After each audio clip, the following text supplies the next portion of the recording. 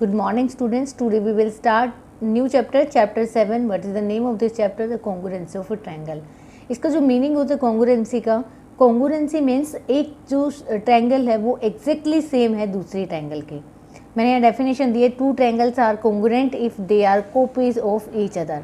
जैसे आप एग्जांपल लेते हो, पार्ले जी के बिस्किट का पैकेट लोगे तो उसमें जितने भी बिस्किट के पैकेट हैं वो सारे के सारे एक दूसरे के क्या हैं, कॉन्ग्रुएंट। एक पैकेट किसी भी बिस्किट के पैकेट का उठा लो, मैं उसका नहीं कह रही कि वो अलग अलग शेप के आते हैं, जो एक ही शेप के आते हैं, जैसे पार्ले जी का हो गया, अदर देन कोई आपको बारबन्स ये सब पैकेट्स उठाते हैं तो पैकेट्स में जितने भी बिस्किट होते हैं वो एक ही शेप के होते हैं, उनकी साइड्स, उनके एंगल्स, उनके डायमेंशंस क्या होते हैं, बिल्कुल सेम होते हैं, तब उन दो फिगर्स को हम कॉन्ग्रुएंट कहते हैं। हमारा जो चैप्टर है वो डिपेंड करता है आपके ट्रायंगल पे। तो कॉन्ग्रुएंसी ऑफ ट्रायंगल मीन्स आपकी जो कॉरस्पॉन्डिंग साइड है, मैंने यहाँ प्रॉपर्टी लिखी है। अगर आप कहते हो कि ट्रायंगल ए बी सी, पहले तो this is definition, two triangles are congruent if they are copies of each other, मतलब एग्जैक्टली सेम वही है, उसके ऊपर अगर हम उसको रख दें तो वो बिल्कुल कवर अप करेगी। जैसे हमारे दो हाथ लगा लो, या फिर कुछ ऐसी सिमिलरिटीज़, जैसे हमारी दो विंडो होती हैं, डोर होते हैं, तो ये these are the congruent figure जो आपके आसपास आपको मिल जाएंगे। अच्छा, इसकी पहचान क्या है कि हाउ टू फाइंड कि दीज ट्रायंगल्स आर कॉन्ग्रुएंट, तो उसके लिए कुछ प्रॉपर्टीज़ दी हैं। सबसे पहले इसके कोरस्पॉन्डिंग वर्टिसेस, ये जो सिंबल है ये कोरस्पॉन्डिंग का सिंबल है, ये दोनों तरफ एरो लग के जो निशान होता है इसका मतलब है ए पी के कोरस्पॉन्डिंग। मतलब ये जो आपके ऊपर ट्रायंगल गिवन है, जो ए है वो पी के कोरस्पॉन्डिंग है, ये वर्टिसेस हैं, these are the vertices. B vertices Q के कोरस्पॉन्डिंग है और सी वर्टिसेस आर के कोरस्पॉन्डिंग है। आपका क्वेश्चन ये होगा कि मैम यही क्यों कोरस्पॉन्डिंग है? जब आप इस ट्रायंगल को इस ट्रायंगल के ऊपर उठा के रखोगे तो हमें नीचे कुछ नहीं दिखना चाहिए। इट मीन्स ए पी पे जाएगा, बी क्यू पे जाएगा और सी आर पे जाएगा, इसलिए इसको कोरस्पॉन्डिंग बोलते हैं। तो ये हुआ आपका कोरस्पॉन्डिंग, ए वर्टिसेस पी के कोरस्पॉन्डिंग है, बी क्यू के एंड सी आर के। तो two triangles are congruent if they are corresponding vertices, they are उसके कोरस्पॉन्डिंग वर्टिसेस होने चाहिए। कोरस्पॉन्डिंग साइड्स मतलब ए बी जो साइड है वो पी क्यू के इक्वल होनी चाहिए, बी सी के कोरस्पॉन्डिंग साइड क्यू आर ये इक्वल होने चाहिए, तब भी वो कॉन्ग्रुएंट है। ए सी के कोरस्पॉन्डिंग कौन सी साइड लोगे? पी आर के। तो मैंने यहाँ पे कोरस्पॉन्डिंग साइड्स लिखी हैं एंड कोरस्पॉन्डिंग एंगल्स लिखे हैं। तो जो कोरस्पॉन्डिंग एंगल्स हैं वो भी आपका ए एंगल पी के कोरस्पॉन्डिंग है, बी एंगल क्यू के कोरस्पॉन्डिंग है एंड सी एंगल आर के कोरस्पॉन्डिंग है। पहले तो आपको ये कोरस्पॉन्डिंग निकालना आना चाहिए, क्योंकि फिगर वो अलग तरह से भी दे सकता है, तो हमें कोरस्पॉन्डिंग पार्ट्स पता होने चाहिए। अगर ये इक्वल हैं, तीनों चीज़ें अगर इक्वल हैं, तो वो जो क्राइटेरिया है किसी भी ट्रायंगल को दूसरी ट्रायंगल के कॉन्ग्रुएंट दिखाना, तो क्राइटेरिया मैं आपको नेक्स्ट एक्सरसाइज में समझाऊंगी। हमारे पास 4 क्राइटेरिया हैं कि how to show these triangles are congruent, but इसमें आपको ये कोरस्पॉन्डिंग पार्ट्स पता होना चाहिए। इसमें गिवन है कि ये दोनों ट्रायंगल आपस में कॉन्ग्रुएंट हैं, देन अगर ये कॉन्ग्रुएंट है तो ये चीज़ें इसकी कोरस्पॉन्डिंग होंगी। आपको अगर ये कोरस्पॉन्डिंग दे रखी है तो ये ट्रायंगल कॉन्ग्रुएंट होगी। वाइस वर्सा है, अगर A B C triangle P Q R के कोरस्पॉन्डिंग है तो ये चीज़ें पॉसिबल हैं, अगर ये चीज़ें पॉसिबल हैं तो ये कॉन्ग्रुएंट है। मीन्स आप समझ गए होंगे। बाकी एक्सरसाइज में करते हैं। एक्सरसाइज है आर्गुमेंट। देखो अब यहाँ पे कंडीशन गिवन है, हमने पहले लाइन सेगमेंट नहीं पढ़ा। Two line segment are congruent if two line segments are equal. अगर वो दोनों इक्वल हैं, लेंथ में वो इक्वल हैं, तो वो आपस में क्या होंगे? कॉन्ग्रुएंट हैं। अगर आप क्या लोगे 4 सेंटीमीटर और 4 सेंटीमीटर का लाइन सेगमेंट लेते हैं तो वो एक दूसरे के क्या होंगे? कॉन्ग्रुएंट होंगे। तो अब आप यहाँ पे राइट करोगे two line segment are congruent if have same length. उनकी जो लेंथ होगी वो क्या होनी चाहिए? सेम होगी। तो आप यहाँ पे लिख सकते हो सेम लेंथ। नेक्स्ट है among the two congruent angles, angles की बात कर रहा है। One has a measure of 70 the measure of other angle. अब मैंने आपको ये बताया कि एंगल भी क्या होंगे? सेम होंगे, तभी वो एक दूसरे के कॉन्ग्रुएंट होंगे। अगर आपकी एक मेजरमेंट 70 है तो दूसरे एंगल की मेजरमेंट भी क्या होनी चाहिए? 70 होनी चाहिए, तभी वो आपस में कॉन्ग्रुएंट होंगे। नेक्स्ट है when we write angle A is equal to B, we actually means, इसका मतलब होता है measure of angle A is equal to measure of angle B. अगर हम किसी एंगल को, एंगल ए को बी के इक्वल लिखते हैं, उसका मतलब अगर ए 40 है तो बी भी 40 है।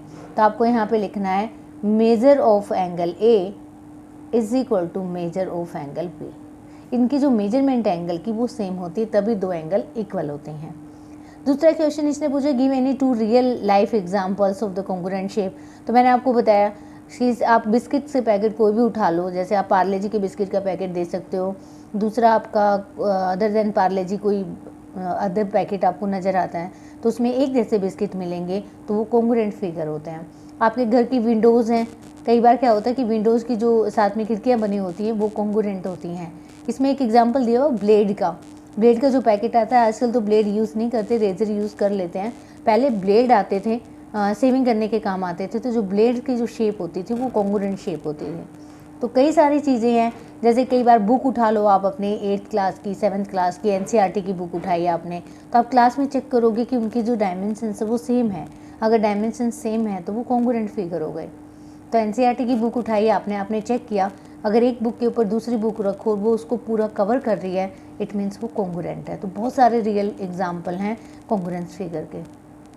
आप एग्जाम्पल रियल जूस का ले सकते हो। रियल जूस का जो 10 रुपीज़ का पैकेट आता है तो वो 10 रुपीज़ का जो 20 या 10 का जो आता है वो एक जैसे होते हैं। फ्रूटी की बोतल देख लो, अगर आपने क्वांटिटी सेम ली है तो वो एक जैसी, अगर क्वांटिटी आपने जैसे हाफ लीटर की ली है तो वो एक जैसी बोटल्स होती हैं। तो these are the congruent figure you can find easily around अस।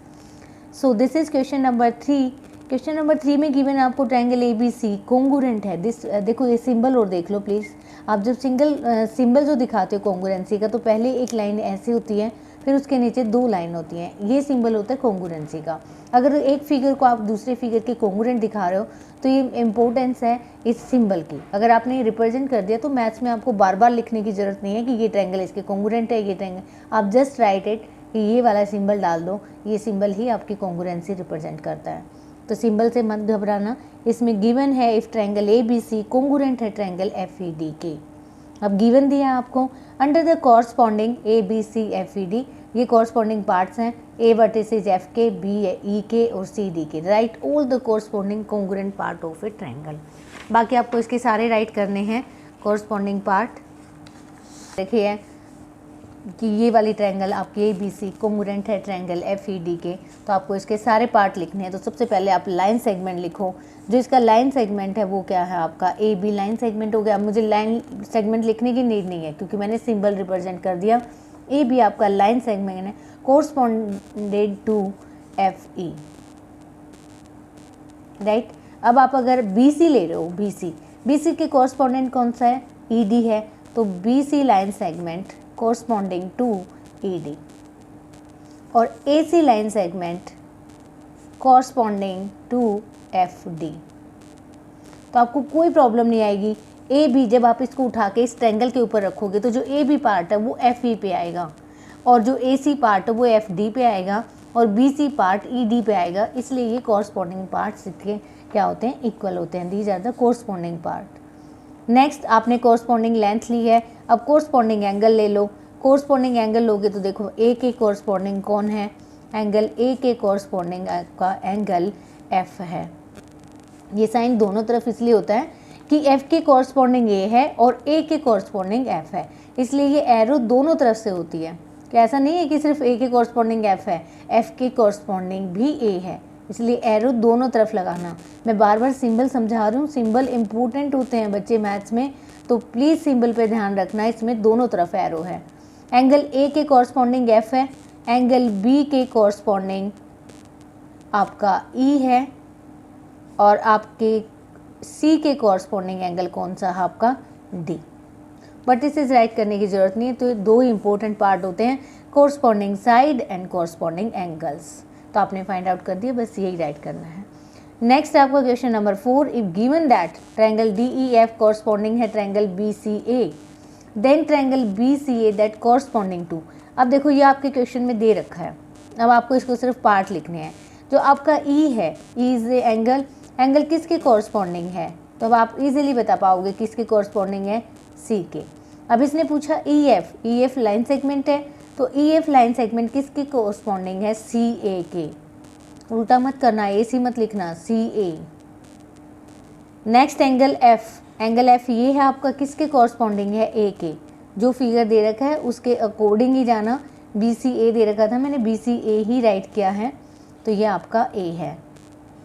अब इसने डी एफ पूछा है, डी एफ आपका ये लाइन सेगमेंट है, किसकी कॉरस्पॉन्डिंग है, डी एफ ले रहे हो तो बी ए।